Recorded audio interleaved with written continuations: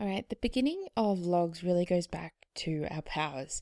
So recognizing that something like 2 to the power of 3 is the same as 2 times 2 times 2, which is obviously equal to 8. You could also actually take something like that and use your calculator to do it. So I'm using a CAS calculator in this example.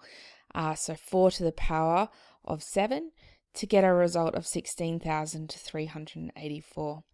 Some you'll just recognize, 5 squared, 25, or something to the power, so 10 to the power of 3, which would give us 1,000, 3 zeros.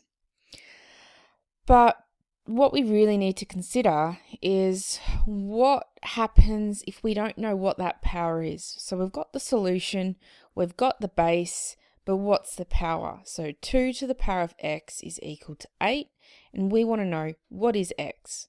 Now, based on what we've just done, we know that 8 is the same as 2 times 2 times 2,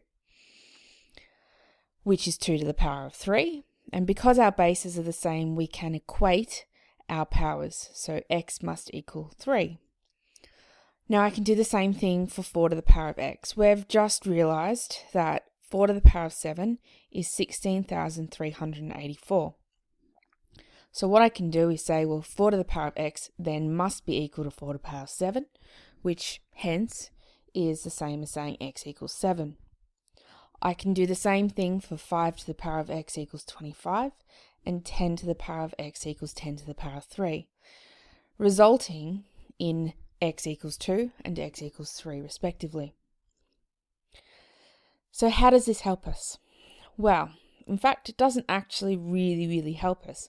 But what it does tell us is that this process of solving for x uses this function called logarithms. So what I'm saying is that instead of having to, I suppose, have the information, i.e. 2 cubed equals 8, we can actually use logarithms to shortcut this process here. So a logarithm will undo what we've just done. So basically, it just means we don't have to guess and check anymore. I want you to almost look at this like a multiplying or undo. Multiplying will undo dividing, or adding will undo subtracting, squaring will undo square rooting, so forth. I think I've got some examples of those. So similar to, we've got times, divide, divide, times, plus, minus, minus, plus, square and square root, or even trig functions. So sine, the opposite of sine is inverse sine. So find an angle. And there are heaps of these, but we're focusing on log. So logarithms, how they work and how to use them. We're going to start with our simple formula that we've had before. So before we had 2 to the power of x equals 8.